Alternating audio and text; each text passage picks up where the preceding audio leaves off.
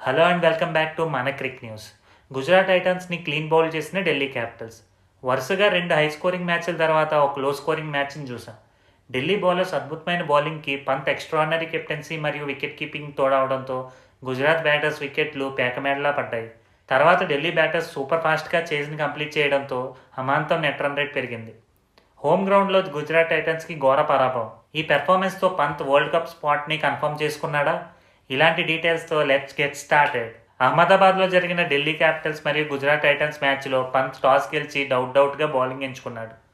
పంత్ డెసిషన్ని బౌలర్లు సూపర్గా బ్యాక్ చేశారు. ఈరోజు పంత్ పట్టిందల్లా బంగారం అయింది. తీసుకున్న ప్రతి డెసిషన్ సూపర్గా వర్క్ అయింది. అద్భుతమైన క్యాచ్లు పట్టాడు, సూపర్ డూపర్ స్టంప్ అవుట్లు చేశాడు, మ్యాచ్ని కూడా ఫినిష్ చేశాడు. ఎవరికైనా పంత్ ఫిట్నెస్ మీద డౌట్ ఉన్నా, ఇదివరకట్లా ఆడగలడా, కీపింగ్ చేయగలడా అని అనుమానించిన వాళ్ళందరికీ ఈ మ్యాచ్ ద్వారా పంత్ ప్రూఫ్ చూపించుకున్నాడు. ఈ పెర్ఫార్మెన్స్తో T20 వరల్డ్ కప్ స్క్వాడ్లో పంత్ ఉండటం ఖాయంగా కనిపిస్తోంది. ముందుగా గుజరాత్ టైటన్స్ బ్యాటింగ్ స్టార్ట్ చేసిన వెంటనే రెండో ఓవర్లో ఇషాంత్ శర్మ బౌలింగ్లో కెప్టెన్ గిల్ అవుట్ అయ్యాడు. అహ్మదాబాద్లో ఓవరాల్గా గిల్ సింగిల్ డిజిట్కి అవుట్ అవడం ఇది మూడోసారి మాత్రమే. ఇంజురీ నుంచి కోలుకుని మ్యాచ్ ఆడుతున్న సాహా అసలు టచ్లోనే కనిపించలేదు. ముఖేష్ కుమార్ వేసిన సూపర్ బాల్కి బౌల్డ్ అయ్యాడు. ఆ వెంటనే అనవసరపు రన్కి ట్రై చేసిన సుదర్శన్, సుమిత్ చేసిన ఎక్సలెంట్ ఫీల్డింగ్కి రన్అట్గా వెనుతిరగాల్సి వచ్చింది.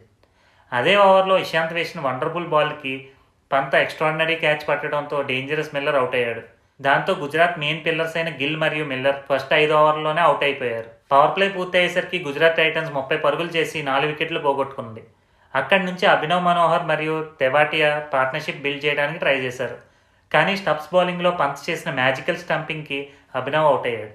అదే ఓవర్లో ఇంపాక్ట్ సబ్గా వచ్చిన షారుఖ్ ఖాన్ని కూడా మరొక అద్భుతమైన స్టంపింగ్తో పంత్ అవుట్ చేశాడు. తెవాటియా కూడా అక్షర్ పటేల్ బౌలింగ్లో అవుట్ అవడంతో గుజరాత్ టైటన్స్ పూర్తిగా చేతులెత్తేసింది. ఈ టైంలో లాస్ట్ మ్యాచ్ని గెలిపించిన రషీద్ ఖాన్ కంఫర్టబుల్గా షాట్స్ ఆడుతూ స్కోర్ని పెంచాడు. గుజరాత్ టైటన్స్ బ్యాటర్స్ అందరిలో రషీద్ ఖాన్ ఒక్కడే ఈ పిచ్ మీద కొంచెం ఈజ్తో కనిపించాడు. చక్కని టైమింగ్తో బ్యాటింగ్ చేశాడు. ఒక పక్క వికెట్లు పడుతూ ఉండటంతో రషీద్ ఖాన్ కూడా ఒంటరి పోరాటం చేసి అవుట్ అయ్యాడు. లాస్ట్ వికెట్ కూడా వెంటనే పట్టడంతో జీటీ 89 పరుగులకే ఆల్అవుట్ అయింది.